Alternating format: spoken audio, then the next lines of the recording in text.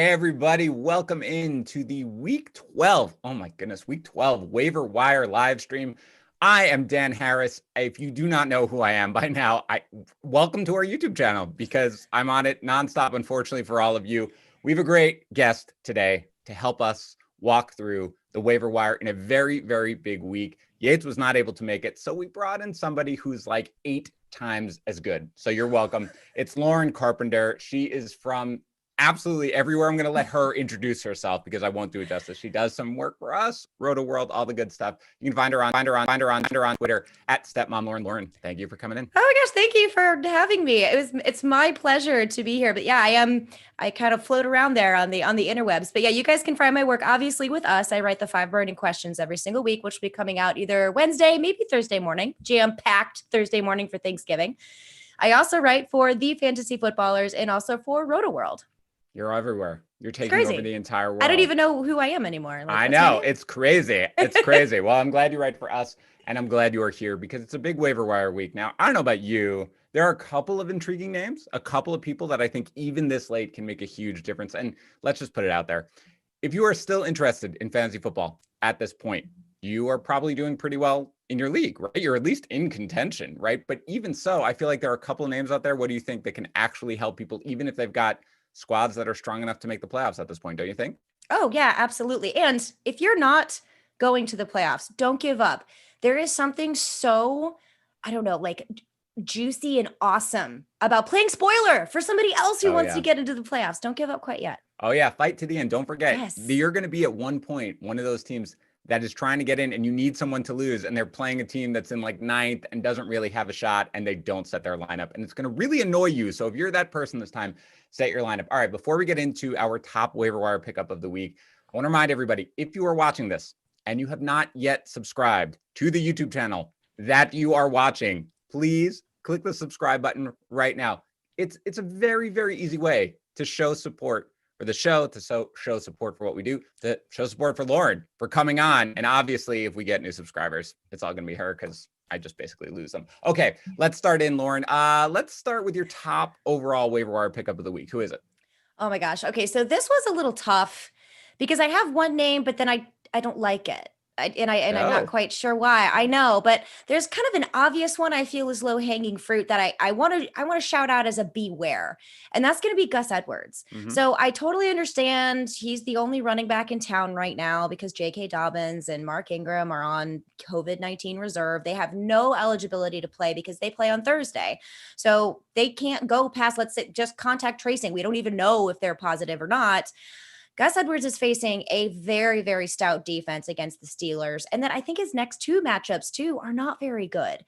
So I know that's a big name that's floating around there, but just beware. But he could be potential if you're hurting at running back, which is always very stingy this time of year. So if you are desperate and you're hurting for running back, and he's available, he may be your only option, and he may be okay based on volume alone, but you may have to have some other people in your lineup that are going to be those big heavy hitters, the home runs that could be boom or bust. So this is interesting. Okay, well, let's take a step back. Is he still, even with all those caveats, your number 1 pickup of this week? Oh God, I don't really have one. See, I was trying to dodge that, and you called me out. No, you can't dodge. I mean, look, you are out there. You are like, man, my team stinks. I need help. I need help everywhere. I've got to do one pickup for this week. You got to choose. Is that the guy who you're going after? No, it's not. Okay, so the one guy, if he's available, probably not. The one guy that I would want to target over anyone is going to be Damian Harris. Now, it is possible that he is not on your waiver wire, but if he is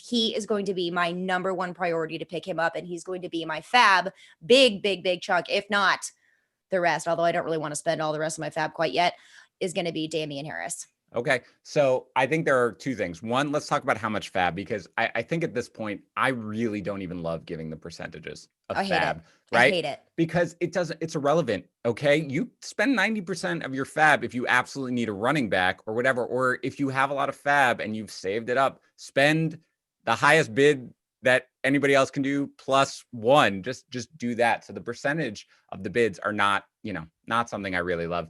But let's talk about Harris for a second. He's, he scored the touchdown in this last game against Houston. A little disappointing though, because it's such a good matchup. You thought he'd be huge. Now you've got Rex Burkhead out. Sony Michel is kind of out there. Do you expect him to continue to absolutely lead the way in this backfield? Do you think they're going to activate Michel and he's going to cut in a little bit, or how do you see it playing out? It is a toss up. So I can actually see this going multiple ways. But here's the way I kind of think that it's going to evolve moving forward is Damian Harris is going to be the in between the 20s guy, and then James White is going to be some gadgety, if you really want to call it, but he's really involved in PPR. So he's going to be involved in that pass catching game. It's going to be some trickeration when it comes to who actually gets the touchdowns, which really does stink. But when you're talking volume, again, Damian Harris is really, really hard to pass up. And it's not exactly the kind of offense that we expected coming out of New England. Either way, he's that one solid piece that I want to have and could possibly be available. But how they work that offense, I wish I knew, because if I did, I'd probably be like a millionaire right now. But so I don't. So I'm not. You're not. You're not yet. I know. I thought with your fire in the background, you were either a millionaire or a wizard or a witch. Well, when it turns like lime green, then House Slytherin, I will be making all the money. I got it. All right, so let's talk about another running back here, and then I'm gonna chime in here how I feel about all these guys. But let's talk about the other running back in New England that you mentioned, and that is James White. Now, the big thing, of course, is that Rex Burkhead. I actually don't even know if they've officially announced that he tore his ACL, but everybody is just basically assuming that he's going to be out for the season. James White obviously came in 9 targets, 6 catches in this last game. Is he somebody, if you're in at least half PPR or definitely full PPR, that you want to consider picking up this week? Absolutely. And that was going to be my caveat with the Damian Harris. Damian Harris is definitely going to be that stud that you want to go for in standard. And it's going to be James White when it comes to half and full PPR. I think it's a little bit more volatile though, which I don't really love. But again, it's so stingy on the waiver wire right now for running backs. It has been for a while. It always is this time of year. And he's one of those players that I think you could do worse, like not starting anybody. That would be a big problem. So I do like his opportunity in the half and full point scoring, leaning James White there, depending on how your league is going to, what you play. Standard, half, full. Yeah. I don't know. So for me, I guess here's what I'll say. If Harris is available, he would be my number one, because I don't really think Sony Michel is going to factor in. I don't think he is either. If he was going to, I think he would have done so like a couple years ago. Right. I mean, it's just no. That's not unfair. He's had his chance. Harris, I think, has basically earned the number one job. And again, Michel was healthy enough to come back last week, and they just didn't activate him because essentially he does the same thing. Now, my guess is he is going to be activated going forward, because just for depth, if for no other reason than the fact that Rex Burkhead's out for the season. But yeah, it's a little difficult to see him factoring in when Harris has overall, again, last week a little disappointing, run so well. For me, I do want to talk about Edwards here, because let's put out a couple of caveats. Number one, as we mentioned, they plan Thanksgiving. Okay. Dobbins and Ingram are 100% out this week. They actually have tested positive themselves. They did. Okay. Then I missed that. Okay. Nope. Yep. They've tested positive themselves, which means not only are they definitively out this week, but I'm thinking it's 50-50 at best that either one of them plays next week. I don't remember the exact protocols for when you test positive. It might be something where 10 days. Yeah. I think they might be eligible come next week, but again, definitely not this week. But we do have to make it clear, we're all expecting this game to be played. It is a primetime game on Thanksgiving. They're not going to cancel it unless they absolutely have to. And again, everything I've read so far suggests, for the most part, they are going. They are going forward with this. This is what they're going to do. However, there are additional positive cases right now that are being reported in Baltimore. We don't know who it is. We don't know what's going on. But we have heard that there are some positive cases. As of right now, the game is a go. But if you have an entire team infected, so much so that it's not even safe for them to get on the field or anything like that, we do have to wonder what's going to happen with this game. It's just the fact of life. With all that said, Edwards, for me, if Harris is out there, that's fine. I don't know what his exact roster percentage is. A little bit higher than, let's say, a 40% threshold. Edwards is a guy you pick up, and I'd probably start him this week. A couple things. Number one, he did very well in the game that they played earlier in the season against Pittsburgh. He did manage to have a solid game. I think it was 16 for 87 and a touchdown. That was when he was splitting carries. Number two, I really think that without Devin Bush, that run defense for Pittsburgh hasn't been quite as stout. And again, you're Baltimore. They're not going to win with Lamar Jackson throwing the ball at this point, right? I mean, that's just not going to be it's there. It's just so sad. Like, why are we here? Why are we at this point? That it makes me sad. It's bad, man. It's really bad. They're going to want to lean on the run game as much as possible, which is why Jackson is still going to run. So I just think the volume is going to be there enough for, again, I've been starting, and I probably will rank them higher, but Duke Johnson, like every week, and Gio Bernard, and their guys are like, well, I'm getting like 4 points at this point, despite the matchup, despite the fact that they should be getting the majority of the touches. You give me somebody like Gus Edwards, who generally produces even in the tough matchup, I'm probably going to lean him. So Harris would be my number one if he is available. I would start Edwards. I think I'm a little more confident in you, and especially because they have tested positive, I do think it could be a multi-week thing. And if so, then you might be able to scoop up a starting running back. Watch, though, of course, Justice Hill is going to go out there and get like all the touches, even though he hasn't been there. I was just going to bring right. I was just going to bring that up. It's such a hot mess in Baltimore when it comes to being a running back for that team. So who knows what exactly is going to happen? We haven't seen Gus Edwards play basically by himself in the run game without these two as complementary backs to kind of confuse things a little bit. And for Harris, just to kind of go along with what you're saying, for Harris, his strength of schedule is just a hair easier than it will be for Baltimore. So we'll see kind of what goes on. But again, two really solid options.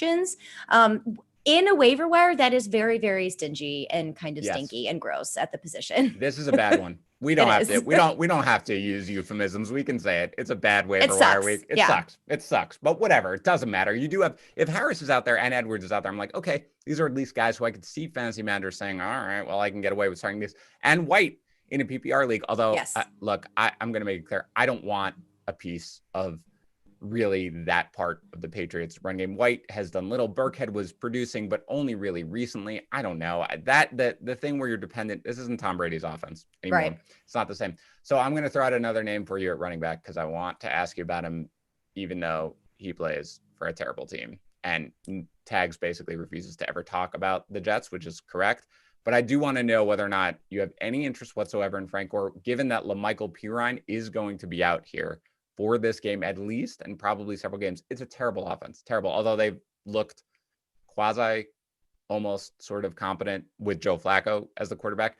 I mean, if you're desperate, Frank Gore is probably going to get 15 touches at least against Miami. Is he at all anyone you want to pick up? Or is this yeah, he is. Okay, good. Go. Yeah. Go I absolutely don't mind this. Again, it doesn't quite have the very pretty upside as we looking at for Damian Harris. Right. But with Frank Gore, it's very interesting. Even with Pirine in the game for partial of the game, he's still got 15 carries, I think 69 yards or something and a touchdown. Yep. Mm-hmm. And he gets it done. He's very dependable. He doesn't have the high upside that we want. But what's interesting is when Adam Gase also took over play calling, of which as a fantasy football manager and player, I really enjoy despising Adam Gase because he just really destroys everything that is fun about fantasy football. Am I right? But when he took over play calling, suddenly it was Joe Flacco slinging it down the field, being like, go long, backyard football. I was like, what is happening right now? Who am I watching? I understand you're playing the Chargers, but come on, Jets. Okay. I found I was kind of cheering along for him a little bit, but that didn't last long. As soon as I saw a picture of Gase on the sidelines, I was like, oh yeah, that's right. I don't like the Jets. No, obviously. So I don't mind that. I don't mind that at all. Yeah. If they're going to be able to push it down the field with these big plays to a healthy Perryman, getting Jamison Crowder involved, he's healthy again, right? I'm assuming. Yes, you wouldn't know it from the box score, but he is actually out there and playing. Yeah, I was kind of wondering that. But yeah, and then they use Frank Gore at the goal line, maybe getting some first downs for you. It's not the prettiest, flashiest name out there, but it is a dependable one. So yeah, I'm in on that one. That was actually the next one on my next to pick up was the ageless one himself, Mr. Fantastic. I mean, Frank Gore is 1,000 years old. That's kind of like you and I though, Dan. We're like the ageless ones here. Yeah, I don't know. You are, that's so fine. You stop it. I'm 75, but it's fine. Look, Frank Gore is 1,000 years old, but he still, I am a Jets fan. Unfortunately, as anybody who watches this knows, it's actually fun rooting for them to lose now. So they can go 0-16. It's like the most enjoyable season for me. But make it fun while you're losing. I'm all for that. Yeah, it was fine. Gore actually, I feel like has ran better, I would say, than I would have expected him to run at this point, given his age, given where he is.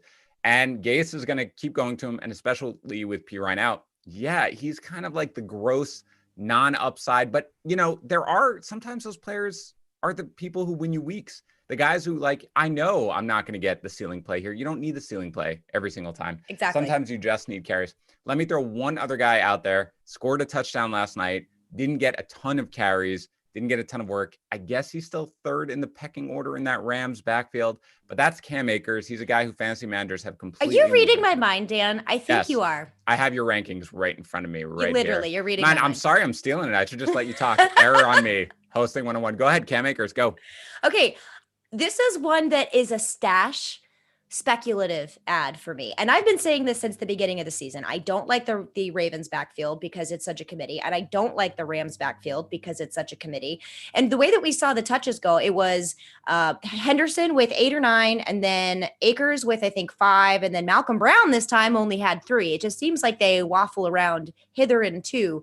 But if somebody gets injured in that offense, give me a part of that Cam Akers because they use them all. And if there's only 2, they're still going to be using 2 of them.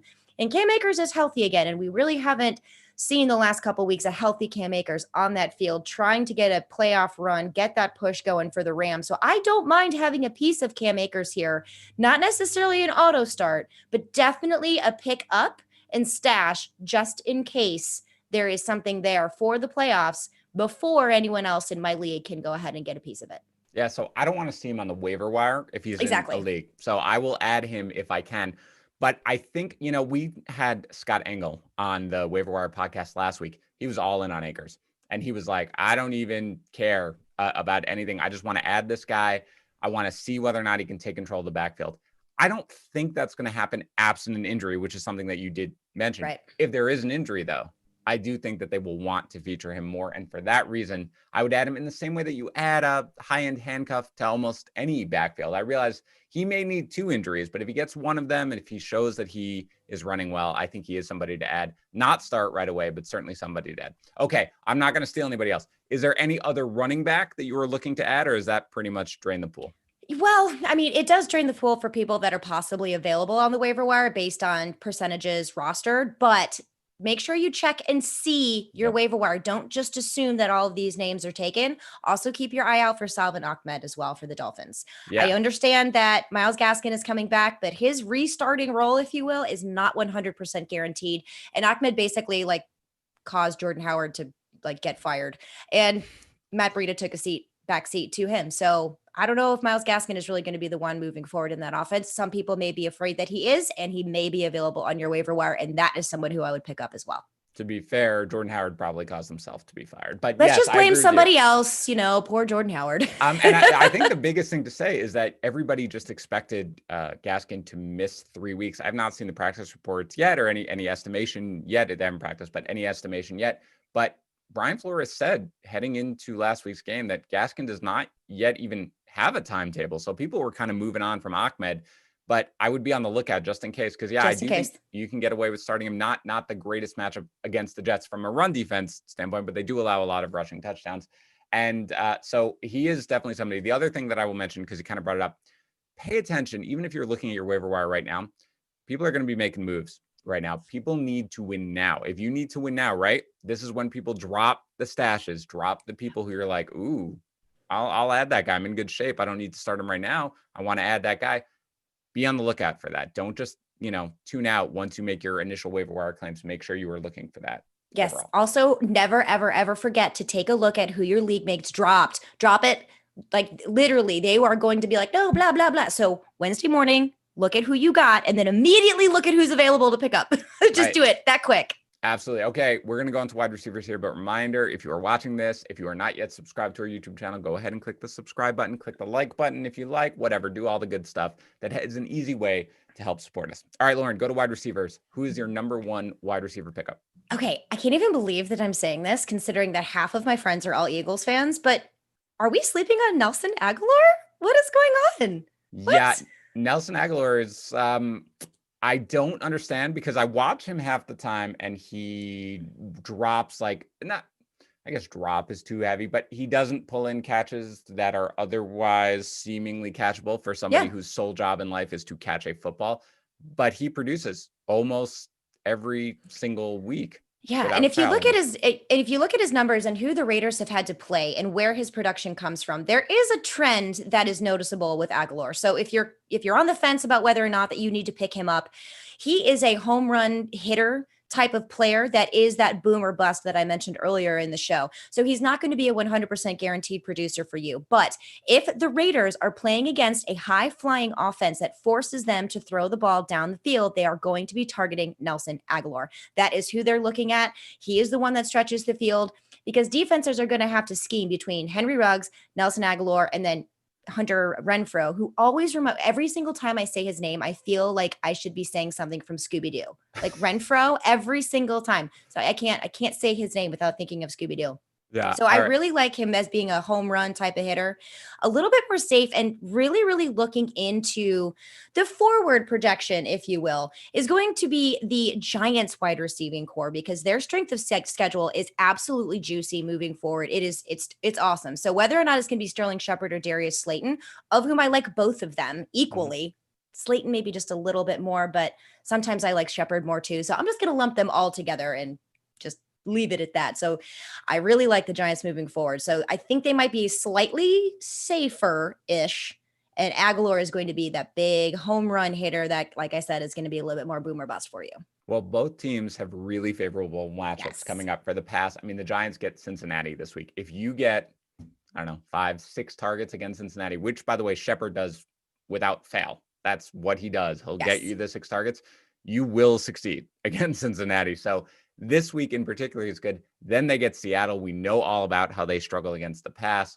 Arizona, Cleveland, they're just down Denzel Ward. So it is a very, very favorable schedule for the Giants. For the Raiders, they get the Falcons this week and then the Jets, 2 teams that cannot stop the pass whatsoever. I do want to ask you about Aguilar, though, one thing. So he comes off this game, 9 targets, 6 catches, 88 yards and touchdown. Could have been more had he reeled in a couple of other ones. Oh, weird. He dropped passes? How odd. It's strange. I know. It's the first time, actually. It was weird to see. It kind of oh my gosh. me. Yeah, that's weird. But again, I mean, that's the sort of thing you watch Aguilar and you're like, oh, man, just bring that in, man. But at the same time, if he's going to get the 9 targets and everything like that, I'm all in on Aguilar. My worry with him only is the targets haven't always been there. 4 the week before, 3 the week before, 2 the week before, 9 against the Bucs. 2 the week before, 4, 3. Do you think this is something where, because again, he does produce, he drops some passes, but he does produce. Do you think that it is something where generally speaking, they're going to try to target him more going forward? Or is it really just if they need to throw, he gets the targets. If they don't need to throw, he's not going to get the targets? I honestly think it's going to be the latter there, only because the trend has been exactly how you pointed out. But when they need to make a big play, like you said, against the Bucs, and then this time it's been against the Chiefs, when they really have to have offense, solid offense that moves the ball down the field and quickly, they're going to Aguilar. Now, I don't necessarily think that's going to happen every single game. I don't think it's going to happen against the Jets. It definitely could happen against Atlanta, especially coming off of their big loss to the Saints. I think Atlanta really has something they want to prove. So they're going to put up a ton of points on offense, which means the Raiders are going to have to add equals something. I don't do math. So anytime there has any kind of symbol like minus, divided, plus, times, I usually mess it up. All right, let me just mention to our producer, Chris, with a K, Chris, cancel the whole Pythagorean theorem section that we had planned for later. Okay. Yeah, Lauren, no, I'm out. Math. See ya. No math. All right, I'm sorry. Keep going if you want. No, you're good. So I think if the Raiders are going to be, I don't want to really call it playing from behind. I want to maybe going toe to toe with a really high flying offense. That is where Aguilar is going to succeed. And I don't think that necessarily means moving forward, he's going to see 9+ targets a game. I wish it would, because then I would spend all of my fab and be like, swoop, here you go. Next Michael Thomas, what's up? I don't necessarily think that's true because of the people I mentioned before. You still have Henry Ruggs. You have Darren Waller, who's on there too. And you've got Hunter Renfrow. Maybe it's the Jetsons, like Roy. Maybe it's the Jetsons. But for some reason, I think it's Scooby-Doo. I think Scooby-Doo. It's like both of them. I think you're right. Man, we are really carbon dating ourselves here with the references. But that's fine. It's fine. No, it's fine. Jetsons. Everybody go check out the Jetsons. It's really funny. It's super awesome. Space family from like the Stone Ages when Lauren and I were kids. Okay. So I think that all that is correct. And if you're absolutely right. If you told me that Aguilar was going to get the consistent targets, he would be like, boom. I think it'd probably be number 1 with a bullet because the thing is that Derek Carr is playing exceptionally high quality football right now. He really is. They have the running game. Darren Waller is a beast. You're opening up lanes for these wide receivers, and Aguilar does seem to be the guy. So that's fine. Let me ask you about the guy who I kind of like this week, and that's Michael Pittman Jr. Now, he only had the 3 targets. Is he your next? Is he? He is. He was literally almost on par with Nelson Aguilar. Okay, good. Go. Talk about him then, because he's no. You go, because I'm going to go look up some of his numbers. You go. Wonderful. Okay. So Michael Pittman Jr., what tags, when we were debating him on the Waiver Wire podcast, it was very much like, I get it. He's a beast, extremely talented. He got 3 targets in a game where Phillip Rivers threw the ball 36 times. That is true. That's fine. That's not the target share that you want. I don't really care. For 2 reasons. Number one, look what he does with his targets when he gets it. He is a physical freak. He is able to dominate. If I knew he was only going to get 3 targets, to be fair, every game, yes, of course, I would not be that excited. But I really think that this is just, for whatever reason, the way the game went down. I think Tags used a phrase very early in the season that the genie was out of the bottle. That's how I thought about Chase Claypool, where he kept saying, when Deontay Johnson comes back, how are they going to put it in Claypool? They've got James Washington. I was like, dude, when you see what you have with Chase Claypool, you don't say, I've got to start James Washington over him. And you and I were on the exact same page on that, because he was my rookie to watch in our Fantasy Pros. Oh gosh, it was one of our weekly segments that we did. And mine, before the season even started, was Chase Claypool. So you and I, besties. Yeah, of course. We'll watch Scooby-Doo. We'll talk about it all day long. And the Jetsons. And the Jetsons, that's right. So for me, they have a favorable schedule. It's favorable to running backs, but it's a very light schedule going forward. He's just a beast. Like, he's the upside play with some safety kind of mixed in. So for me, he's the guy who I want to add. Go ahead on Pittman. And that's exactly what I was going to add. Just your very last point at the end was, it's that safety play, but also with the upside. People may be upset because he didn't really produce as well as they expected him to after a previous game that was absolutely huge.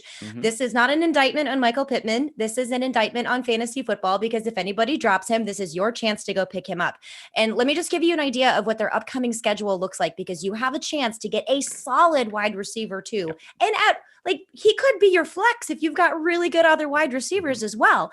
But the Colts are playing, let's see, Tennessee, which, let me just make sure I'm on the right there. Okay, it is. So the Colts are playing Tennessee. They are playing Houston, Raiders, Houston again, Pittsburgh. I mean, these are all very winnable matchups for a wide receiver. And he is big bodied. He is very, very physical. And I like what he's able to do. And that analogy of Chase Claypool is absolutely perfect. I kind of see them in that same class. The difference is, it's not Ben Roethlisberger and that type of offense. It's the Colts. But I think the Colts are starting to heat up now too. That was a big win for them coming off of the Packers.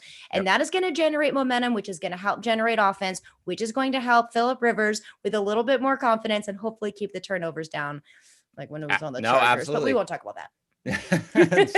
So I think all the guys we've talked about are good. Is there anybody else that you're thinking of picking up this week? Yes. Okay. Keep your eye on John Brown's status, because I believe he has an ankle injury. And if you guys need somebody to play who can get it done, it's Harry Potter's Cole Beasley. I'm kidding. Not Harry Potter. It's not. It's Cole Beasley, not Ron Weasley.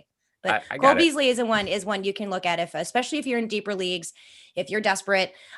Maybe if it's this Adam Thielen situation with COVID doesn't really work out and you really need somebody to plug in, keep your eye on John Brown's status, because Cole Beasley could be a sneaky pickup. I think that's a really good call, because I'm concerned about Brown. Obviously, he's battled injury throughout kind of the year, and then even when he was active, he wasn't really producing. Fully healthy, he's a guy who you start every single week. But the way they talked about his injury was, we'll see how it is in the coming days and weeks. That does not strike me, even off the bye, as a guy who is going to play this week. And Beasley basically just does produce, particularly in PPR and half PPR formats, because he is able to at least get it done in that perspective, from a catch perspective. How about Deebo Samuel? He's a guy who, they're coming off the bye. He hasn't been very healthy this year, but when healthy, he generally produces. I have the Rams, not a great matchup, but are you looking at him at all? I do like Deebo Samuel. That is one I really like. Weeks 15 and 16, I believe, are very, very good for the 49ers. And I believe they'll have Jimmy Garoppolo back by then, right? They might. I mean, I think it depends on what they do necessarily. Right. That's true. That's true. That, playoff implications and all and as such. But Nick Mullins, I mean, if he can do just like maybe 5 more passes on target, Brandon Ayuk could have had quite a game. Yeah. So I actually like Brandon Ayuk and Deebo Samuel. So here's another thing to think of too. If Deebo Samuel is on your waivers, if you will, and you can't get him, see if anyone who maybe has Brandon Ayuk drops him because they're afraid that Deebo Samuel is going to outperform, because I think that both of them can be fantasy productive in the same offense, especially in those crucial weeks, 15 and 16. Yeah, absolutely. And again, with the Rams on top, they may be scared. Of course, you saw the Bucs receivers produce for the most part last night, but that's a tough matchup. So fantasy managers may not want to start either one of them. And I've already have, in one of my only league where trades are still allowed, the trade deadline hasn't passed. Somebody is basically like, I would like to deal Brandon Ayuk for somebody who's going to help me much more this week. Yes. Because he doesn't think he can start, understandably, Ayuk, but Ayuk is a guy who I expect to have value going forward. All right. I am actually in the same situation where I'm trying to deal Brandon Ayuk, and it was a no-go. Yeah. No, I get it. How about anybody else at wide receiver that we haven't talked about? I don't know. I think we touched on the good ones. Wonderful. Let's real quick, so we can get to some questions that are pouring in right now. Keep them coming, by the way. Our great producer, Chris, with a K, is watching them all and making sure that we don't miss any. Anybody a quarterback who you think is widely available, who you're willing to pick up, maybe stream this week? There's going to be Derek Carr for me here against the Falcons. Like we just mentioned with the whole thing, why you want to pick up and start Nelson Aguilar. It's going to be the same situation for the guy throwing him the ball. Yeah. I think Derek Carr is kind of a guy that you can almost rely on rest of season. Like if you can pick him up on your waivers, stash him if you can for those particular matchups that we talked about. Yeah. And again, they do have, after the Jets, who, again, you can pass on them pretty easily. You've got Indianapolis, not the greatest matchup, but the Chargers, that's certainly fine. They can be exploited by quarterbacks. Look what happened to the Chiefs, which is a terrible matchup. Yeah. So those throwing games. He's just really, the way they're running the offense right now, they're making the best use of his skill set. He is certainly producing. A guy who's widely available, who I might look at, and again, it's going to be gross and you'd have to close your eyes, but it will be Daniel Jones against Cincinnati. Look, Jones offers the rushing floor at the very least. Oh, you're in? Okay, I love it. Go for it. Danny Dimes, let's go. 23% rostered. It's somebody who, again, this week against Cincinnati, man, I don't know. There are stories coming out of Cincinnati that are, poor Burrow, of course, but just about how dysfunctional the inside of that locker room is at this very moment. I cannot expect a rally around the flag sort of mentality coming out from that team. So I think for Brandon Allen or Ryan Finley, ooh, it's not going to be good. So you've got Daniel Jones again with the Giants, who basically are PS almost first place Giants. They might have the best chance to win that division. So they're going to come out off a bye, probably firing. So he's a guy who I don't mind this week either. Tight end, anybody who's out there who you're looking at who you think can help you? But if Dallas Goedert's available by some stretch of the imagination, scoop him up and don't look back. If you're desperate, Jordan Reed, possibility. If you're desperate, I think Reed produces. His entire career is, I will produce when I am on the field. Will I be on the field? I don't know. Exactly. If I'm on the field, will I finish the game? I don't know. I will say that I have a very, very vivid memory of Thanksgiving several years ago where Jordan Reed legitimately had his arm in a sling after a horrible hit in the second quarter, came back after halftime after having his arm in a sling and scored 2 touchdowns. So never count the man out, even in game, right? I remember watching that. I was like, oh my God. So I do agree that Reed is a guy he can get. A couple other names are widely available. Dalton Schultz, whatevs. I don't know. They looked more competent, certainly the offense. Andy Dalton did make Tyler Eifert a thing. So there is an argument to be made there, but it's not one that I love. Yeah, Schultz did score a touchdown, but did very little other than that. And Jordan Akins for the Texans, he returned, had a very, very nice game, sort of returned to relevance here. But again, it's just, I don't know. They don't use their tight ends, Houston, well enough for me to really want to rely on them. You know what I'm saying? Exactly. So not where I'm at. All right, are you ready to get to some questions? I'm ready. That are pouring in. Chris with a K, crushing it here, giving us some of the questions. Sorry, I'm teasing Chris, who is an excellent producer, but he does excellent work. He does excellent work. I know he's going to be mad. Chris with a K is going to be mad that I'm talking so much about him. My bad. Okay, before we get into it again, if you haven't subscribed, just click the subscribe button, click the like button, do whatever you want. Thanks for joining us. Let's get into it. From Bipolar Garage. This is not the first time Bipolar Garage has come in and asked a question, and I like it. Gus Edwards or Wayne Gallman in half PPR. So again, we talked about the fact that if this is something where we're talking about this week, Lauren, you don't actually do specific rankings, like positional rankings or anything like that. I do. I have not started the process yet. I will start it tonight. But generally speaking, Wayne Gallman has control of this backfield. It's against Cincinnati right now. Their schedule is not that tough. So if they're both out there, would you prefer to pick up Wayne Gallman or Gus Edwards? This might be a little spicy, but I would actually prefer Wayne Gallman here. I don't think it's that spicy. I would prefer Wayne Gallman.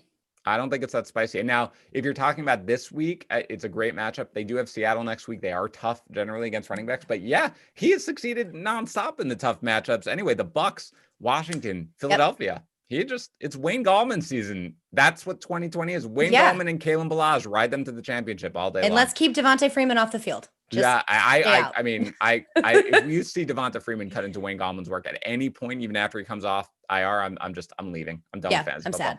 Sad. Let's get Noah D. Okay, so a couple of people still have their trade deadlines that haven't passed yet, so they're thinking about trades. Oh, yes, gimme. From Noah D, should I trade Alvin Kamara for, oh boy.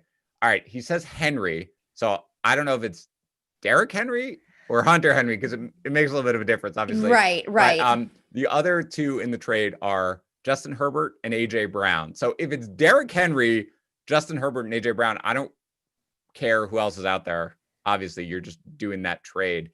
If it's Hunter Henry, Herbert, or AJ Brown, I don't know about you. I really need more information as to who else is filling in. I can try to take a shot at this. And I think I understand where he's coming from, because with Taysom Hill in as quarterback, Alvin Kamara saw no part of the passing game, which is really what made him so valuable with Drew Brees, as those quick, short passes.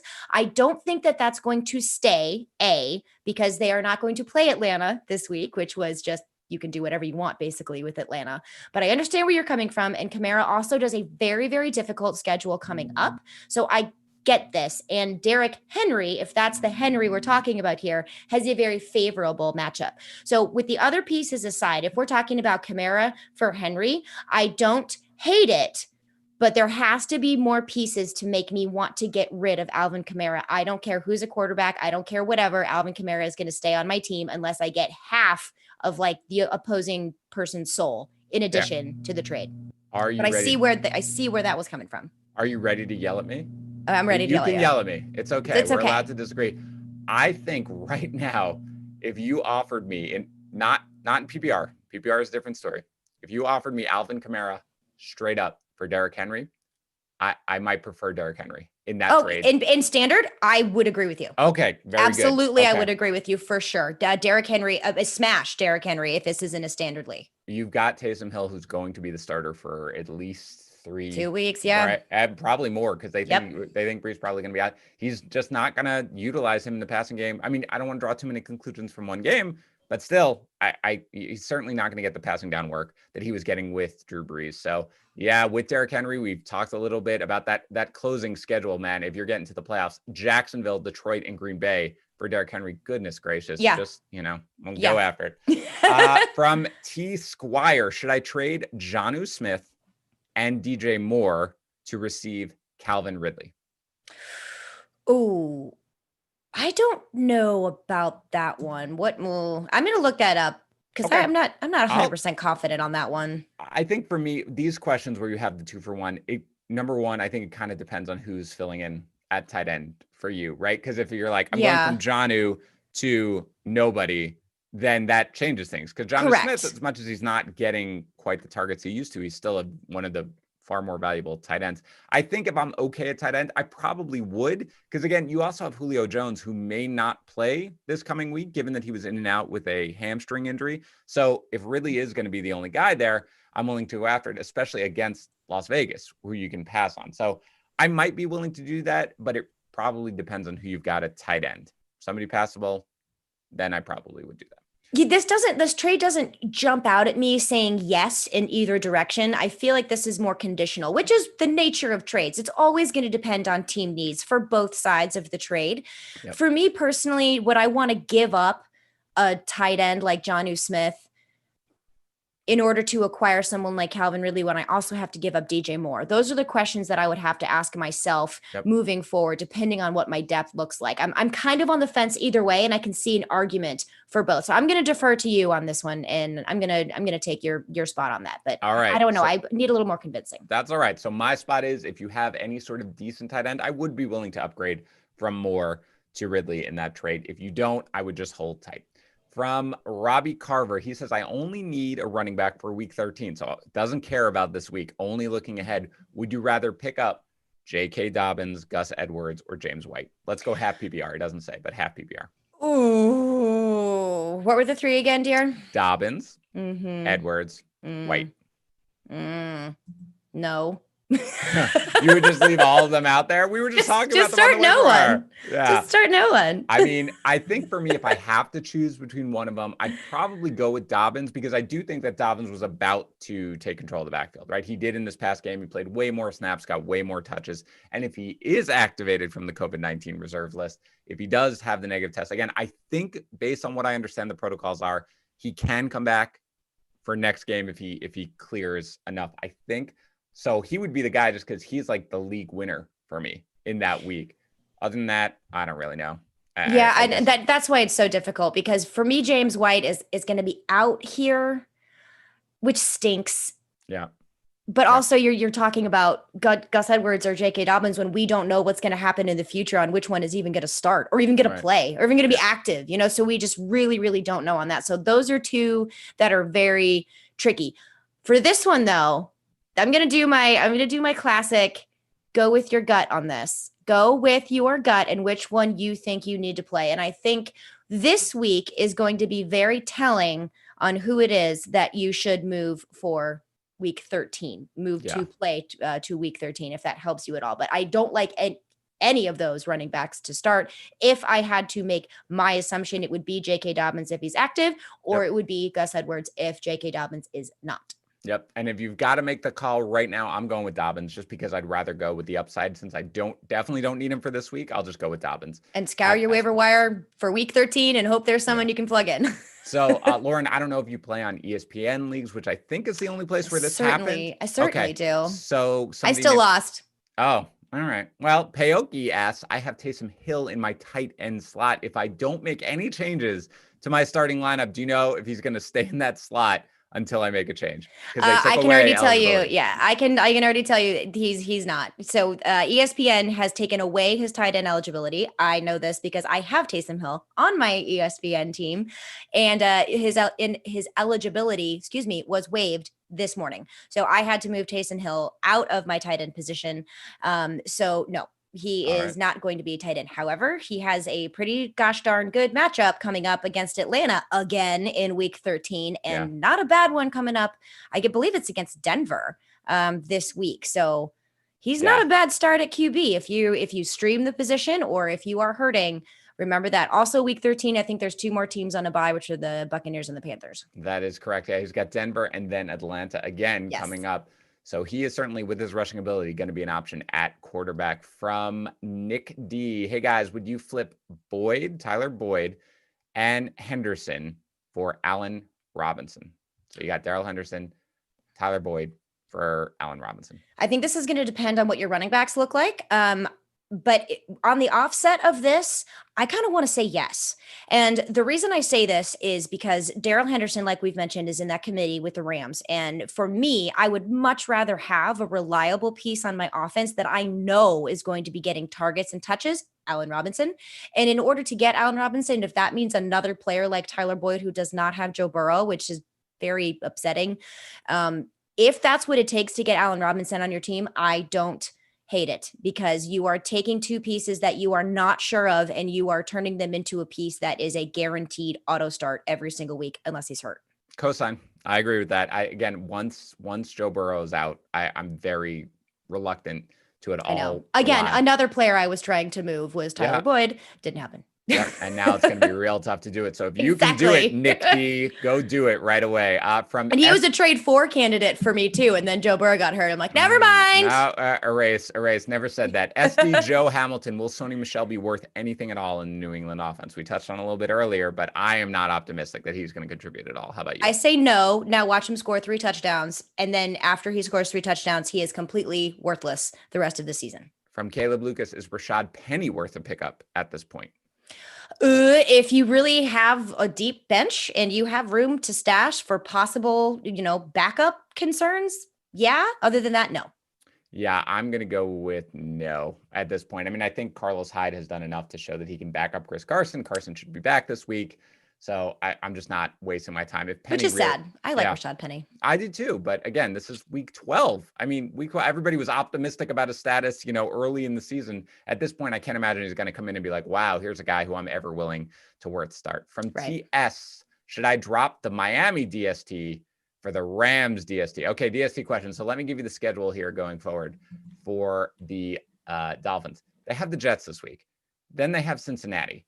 I mean, it's going to be hard to find better matchups than that. After that, I get it. They have KC. You don't want to start them there. Then New England, maybe not there. Then Las Vegas, maybe not there. The Rams are a great defense. Absolutely. They get San Francisco, not the worst start, but then Arizona, New England, then the Jets. You're just kind of mixing and matching at this point. Roster both if you can. Yeah, that's exactly right, because they kind of pair off nicely there with it. And by the way, rostering 2 DSTs, I talked about it this morning on a podcast I did with Joe Pizzapia. That's not a bad strategy. Joe. I know. The best. That's not a bad strategy whatsoever to roster 2 DSTs. And play this time of year, absolutely. Basically, what you're doing is you're blocking your league mates from being able to stream a good defense by having them both. And if you're wondering who it is that you need to drop in order to make room for 2 defenses, special teams, always take a look at those guys that we just mentioned have poor strength of schedule moving forward. So that may give you a little bit of help. I love it. I would probably, if you're like, look, I can't hold 2 defenses, I have to make a drop, I would probably just hold the one with the better matchup now, because again, Cincinnati looks like a way better matchup for an opposing DST today than it did heading into last week, because now you have Ryan Finley at quarterback. So we have no idea what things are going to look like in 3 or 4 weeks. And you want to play to get that bye if you can in your fantasy playoffs, if that is part of your league. So I mean, even if you are definitely in first place and you're going to the playoffs, just don't forget there's still something to fight for. And I definitely understand the need to want to keep that. So if you can keep both, if not, I would keep the one that's going to help you win now. From Black Media, can you drop Julian Edelman? I would. Yep. I completely agree. It's painful, because not only is he such a pretty man, but he's a really good football player. But unfortunately, this is not his year for fantasy. All right. From R Freeman 12, I'm going to just assume that that's Royce Freeman, and I really appreciate you checking out. Hey, Royce. It's all right, man. You're a talent. You can follow me on Twitter, Royce. Yeah. Go ahead. Stepmom Lauren. You got her. In a full PPR league, this is kind of a tough one. Would you trade Gio Bernard, who's obviously got the starting job for at least 2 more weeks, and Sterling Shepard to add T. Higgins and Jamal Williams? So that's Gio and Shepard for Higgins and Jamal Williams. I would not do that. No. I wouldn't take that. And the reason why is because like we mentioned with Tyler Boyd actually has better chances than T. Higgins does with that awful quarterback revolving door, I guess is a better word, that Cincinnati is going to have to deal with. Giovanni Bernard is going to be a must start while Joe Mixon is out, because they're going to need to rely on the run game. So volume alone is going to be for Giovanni Bernard there. And the Giants have just too good of a playoff schedule, guys. So I would hang on to my pieces on the Giants. Yeah, I'm holding those as well. From Joe H. Again, we talked about this a little bit more, but your number 1 preference, you can only add 1 this week. Sterling Shepard, Nelson Aguilar, or Deebo Samuel is, you said Nelson Aguilar, or is it Shepard? Okay, if I want to win right now, it's going to be Nelson Aguilar. Okay, Nelson Aguilar for you. From Juan Mendoza, I'll just take this. Will P. Ryan actually be out this week? And my understanding is that P. Ryan is going to miss several weeks. Yes. That he's going to miss, quote, sometime. Sometime is at least a week. So he will be out this week. So you can go ahead and pick up Frank Gore if you are feeling old. Okay. And I've heard the same. Yep. From EJ, I have acquired the entire core of the Colts offense. Would it be a mistake to start Phillip Rivers and Jonathan Taylor and Michael Pittman Jr. all together in the same lineup? Okay, so this is very interesting, because I don't ever hate the triple stack, because really you're not eating into each other's production here. You have a running back who has been running into butts recently, although he did have a touchdown last week, which is kind of nice. And then you have Pittman, who is the pass catcher here. So this is going to depend. And who do the Colts play this week? Remind me again. They play the Titans. I don't hate it. I don't hate it, because I think this is going to be some high scoring offense again. And if those are going to be the best players per position, I don't hate it. Now, what I would not like to see is if you had Pittman and Jack Doyle, or if you had, Nyheim Hines as your flex and Jonathan Taylor as your running back. That might be eating way too much into the same positional group, but I don't hate it if those are your best players that are on your squad.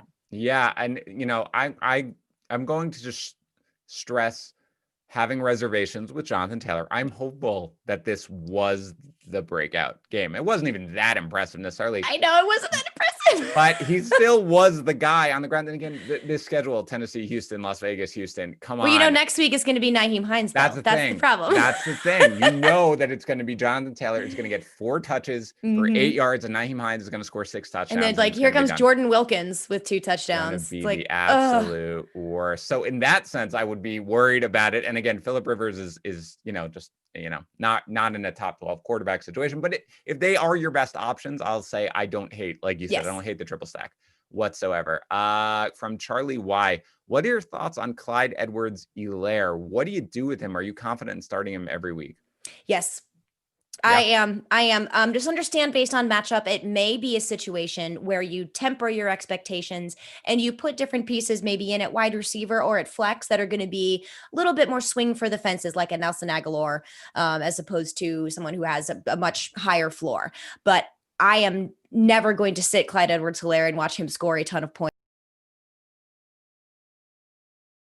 on my bench. And plus, I know at least I have a piece that's not going to give me a terrible game or a goose egg. I like how they're using him in the offense. I do know that Bell has been, involved, and he did get a touchdown. I totally understand. But Clyde Edwards-Helaire is their guy. I like the volume. And just based on matchups, I would be tempering expectations, like I mentioned, not benching him. All right. From Timmy Hoffman, would you trade Nyheim Hines and Curtis Samuel for Melvin Gordon and CeeDee Lamb? You know what? Yes. I think I actually might do that. Melvin, and I don't like it for the Melvin Gordon piece. They do have an excellent matchup this week. The Denver Broncos do. But I like it for CeeDee Lamb. That is the one that I want to get for it. And who is he trading away again? He is trading away Nyheim Hines and Curtis Samuel. So capitalize now on really good games from both of those players, which is going to be Nyheim Hines and Curtis Samuel, because don't forget, there's still Robbie Anderson. There's still DJ Moore in that offense. Teddy Bridgewater is coming back. And Christian McCaffrey's coming back. So I want to capitalize on what Curtis Samuel has done now, and to get CeeDee Lamb through that, I don't mind that at all. I don't mind that at all. I would make that.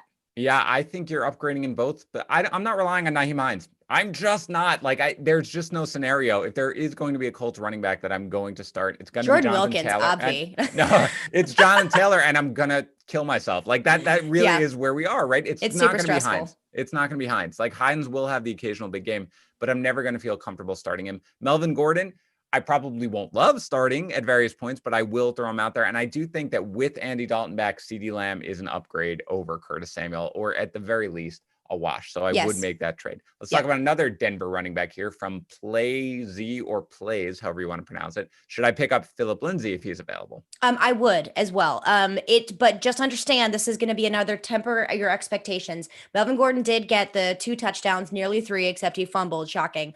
But they have a really good matchup this week. So I don't mind picking up Phillip Lindsay, especially if you are the one that has J.K. Dobbins and or Gus Edwards and you need help. They have like I said, I'm just repeating myself here now, but they have a really good matchup, and you could definitely do worse. And they've done a pretty good job of having their own identities in that offense. So yes, would I drop somebody really big for him? Maybe not. But if you are in a situation where you need a running back, Phillip Lindsay would be a guy to go to if nobody else that we previously talked about is available. All right. I see a question from Thomas Bagoni asking about Mike Davis. Yes, he is starting this week. Almost certainly. I don't know if Christian McCaffrey has actually been officially ruled out, but they have a bye coming up next week. It definitely sounds like he is. So I'm just going to jump on that one and let them know about that. From Quarter Boy, how are you feeling about Jacoby Myers after his dud? I like Jacoby Myers, and I know this wasn't really a great game for him, but this wasn't really a great game for New England. This was the Texans game, start to finish. Yeah. But he has done really well since week 7 when he's had double-digit numbers, and he's only gotten better except this last game. So I don't mind having Jacoby Myers on my squad as one of those matchup dependent guys that I'm going to be swapping in and out, either as my wide receiver 3 or a flex. In fact, I'm trying to deal him away because of his value that he's had since week 7 in order to get some better pieces. But yeah, Jacoby Myers is one of those guys who is sneaky good when other pieces on that offense like Damian Harris and Damiere Byrd are getting a lot of love. Jacoby Myers is over there like, hey, I can throw and catch. What's up? So yeah, right. I like Jacoby Myers. So I think the big thing about Myers, why I wouldn't be all that worried. First, Damiere Byrd is not going to suddenly become a thing. As much as you can really exploit Houston through the air, number one wide receivers get a little bit locked up against them. So I wouldn't worry that much about Myers going forward. I'd feel pretty decent about him. Again, you're not going to go from a 40% target share to a 7% target share. And like, that's it. He had done nothing to do that. So I would really write this one more off as a one-off. I'm in agreement with you. Let's go to Torrey Martin, because this comes with something that broke right when we were going across. So Austin Eckler has been, I believe, activated from the injured reserve. Now, my understanding is that that is just the 21-day window. So this question basically asks, what do I do with Kalen Ballage now that Eckler is active? I will stress two things. I'm not in any way confident. I know there was a report from the beat writer, whoever it was, Daniel Popper maybe, that Austin Eckler is expected to return this week. I have said all along week 13 is when I think Austin Eckler is coming back. So I think you'll probably get another week out of Kalen Ballage. But the point remains, how do you feel about Kalen Ballage once Austin Eckler is active and going to play, Lauren? I feel really bad for Josh Kelly. Is how I want to answer that. Done. Because honestly, the way this whole season has gone for poor Josh Kelly minus week 1 is this is going to be a tandem between Austin Eckler and Kalen Ballage is what it looks like to me moving forward. So if anything, hang on to Ballage, whether or not Eckler comes back. I still think he's going to have value for you unless they do something super weird and they're like, hey, you're really good at football. You sit down while we get our rookie some reps. Right. I have no idea. But I mean, possible if they don't have a playoff shot. I'm not sure. But for me, even if Eckler is coming back, I still think I'm going to hang on to Kalen Ballage and see what happens. Yeah, I agree. I mean, they never have viewed Austin Eckler as this is the guy who's just going to get every carry, and that's it. They've always. Well, they tried it at the beginning of the year, and guess what? They lost because that's not how you use Austin Eckler. Come on, passing game. Always, let's go. They and originally it looked like Joshua Kelly might be the guy, but you're right. Joshua Kelly is not going to be the guy. Ballage, again.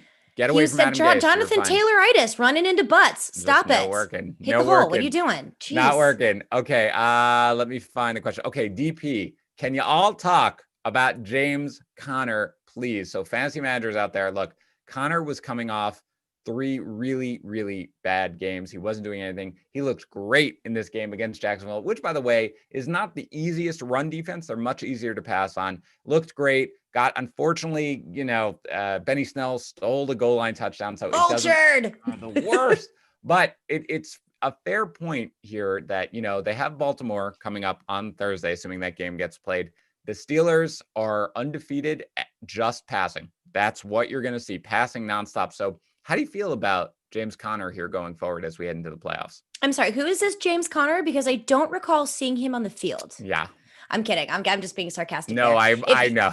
If you have James Conner and unfortunately you weren't able to maybe include him into a trade, he's going to be one of those pieces that depending on the matchup, you're going to probably have to start just because he does have the opportunity to be explosive. If for some odd reason a defense is able to shut down the 4,500 passing yards available amongst the 5,000 wide receivers that are out there.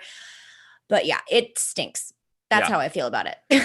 I'm sorry. No, that's not wrong. It does stink. And I think the issue is, unfortunately, that once you get past, I don't know, the top 12, top 15 running backs, all your options stink. Like that is just what it is. And I think that I was very encouraged by what I saw out of Conner this last game. They're going up against Baltimore, generally a strong run defense, but Brandon Williams missed this last game. And I believe he's on the COVID-19 reserve list. So he's going to be out too. That really, really messes up their run defense. I will say, and Juju Smith-Schuster, by the way, may be out this game as well. We don't really know how he's doing with his foot, but I will say again that I think that James Conner, in the end, he's a guy who you have to start. And he's not going to be that RB1 that we kind of thought he would be in the beginning of the season when he looked so good, but he's a guy you just have to continue to roll out there. And if it makes you feel any better, I think that they have been designing these plays purposefully to keep James Conner healthy because he does not have a very good track record of staying healthy all season. So this may have been an effort to keep him in the playoff talk, make sure that he's healthy and ready to go for down the stretch when the Steelers need him the most. So his volume may be increasing. We're just not 100% sure yet. Yeah. The one thing about this weekend, again, On a Thursday game, I'm a little worried given how much they protect him on the short turnaround. They may protect him even more in this game, which is going to be really annoying, but I don't know. I'm going to do my rankings later today. There's just no chance I'm going to rank him outside of the starting range. There's just no chance. You don't find that many situations like that. Okay, from Trent Bowerland, is Jerry Jeudy or Marquise Brown worth dropping to pick up Deebo Samuel in PPR? Ouch. Marquise Brown, yes. Jerry Jeudy, no. Yep. That's exactly right. Sucks though. I can't believe we're having this conversation. But yeah, Marquise Brown is droppable. No, completely. Wow. I cannot find a reason to hold him. I know. At this point, there's no reason for optimism at this point. I know. Will he have 1 or 2 big games before the end of the year? Yeah, you'll drop him this week to pick up Deebo, and then he'll blow up because there's only one running back, and then he'll suck the rest of the year. I have still accepted that, though. I have accepted that Marquise that's what's going to happen. Will have the big game, and it will not be on my team, and I'm okay with that at this point. Okay. All right, we have reached the witching hour. That's going to do it for the live stream. Lauren, you were great. Thank you so much for coming on. Remind everybody where they can find more of you and your great work. Oh, Dan, thank you so much for having me. Anytime you need me to hop on, let me know. So, Kyle, feel free to take some more time off if you want. I'm just kidding, my friend. You guys can find all of my work on my website at stepmomlauren.com. I am a fantasy football writer analyst for us here at FantasyPros. How exciting. Also for the fantasy footballers and for Roto World. So I do a lot. I do a lot of things. So just hit me up, ask me some questions, follow me on the social medias, as those young whippersnappers say, specifically Twitter, because that's the only one I really know how to use, because Instagram is way above my head, at Stepmom Lauren. I love to help you answer your questions. And don't forget to check out both the Jetsons and Scooby-Doo. And Flintstones while you're at it, just to make it all well-rounded. So you can see what it was like for me and Lauren when we were kids. Okay. Anyway, thank you for tuning into the live stream. Again, if you haven't subscribed, click subscribe, click the like button. We will be back, as you guys know, later this week doing more live streams, including Sunday morning, of course, where we will do both Tag's live stream from 11 to 12 and Yates' live stream from 12 to 1. Make sure you tune in then. And for me, I will talk to you guys on our podcast video or next week during the live stream.